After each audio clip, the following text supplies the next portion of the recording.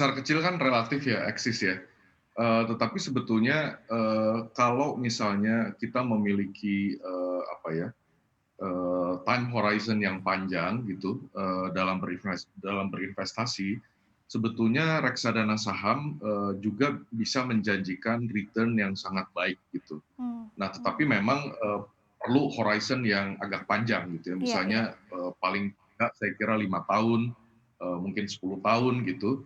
Kalau, nanti, pemirsa sekalian gitu eksis, main-main ke Bareksa, bisa dilihat tuh historical performance dari beberapa reksadana saham unggulan yang, Mhm. ada, listing di Bareksa, itu sebetulnya sangat menarik. Oke. Nah, tetapi memang kalau untuk nasabah pemula begitu ya, kami selalu menyarankan, sebaiknya tidak langsung ke reksadana saham karena memang, di situ reksadana saham sebagaimana yang kita tahu, resikonya memang paling tinggi, karena itu juga memang kan katanya kan high high risk, high return gitu ya, Betul. dan juga dia volatile gitu, nanti kan Mhm. kaget, sakit perut gitu kalau yang nggak biasa, berinvestasi. Karena itu, sebaiknya mulailah dulu dengan reksadana pasar uang, karena Mhm. memang sebagian besar underlying aset dari reksadana, pasar uang kan di, time deposit ya, Iya. di-combine dengan, short term, bonds gitu. Nah, karena itu kalau kita lihat, kalau sekali lagi nanti di Bareksa semua datanya disediakan, itu kita Mhm. bisa lihat performance dari reksadana pasar uang itu sebetulnya hampir, seperti, garis linear. Mmm. Resikonya kecil sekali, hanya 0,01. Jadi fluktuasinya tuh hanya 0,01. Jadi hampir-hampir seperti garis lurus. Dan karena Oke. itu, kalau kita lihat historical performance, dari reksadana pasar uang itu bisa, 5 sampai 6, 7% gitu ya, dan net.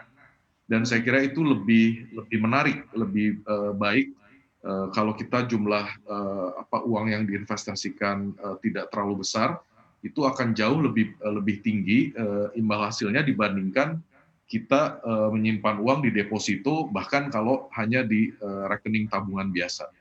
Oke. Kalau di tengah pandemi sekarang, Pak, dan penuh ketidakpastian baik di dalam negeri ataupun di global, kalau dilihat prospeknya dari masing-masing jenis reksadana, baik reksadana saham, pendapatan tetap, atau pasar uang itu seperti apa, Pak? Ya, saya kira sekali lagi kalau untuk, eee,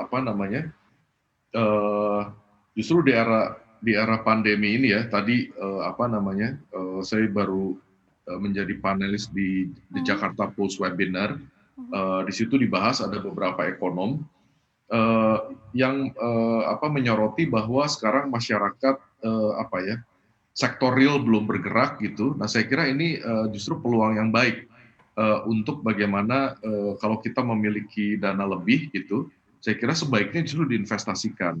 Nah, untuk Oke. yang memang belum berpengalaman, masih di tahap awal gitu, silakan mencoba reksadana pasar uang. Tetapi yang sudah berpengalaman gitu, saya kira mungkin kami merekomendasikan untuk mulai, berinvestasi di reksadana pendapatan tetap atau di reksadana indeks gitu. Nah, saya kira, Oke.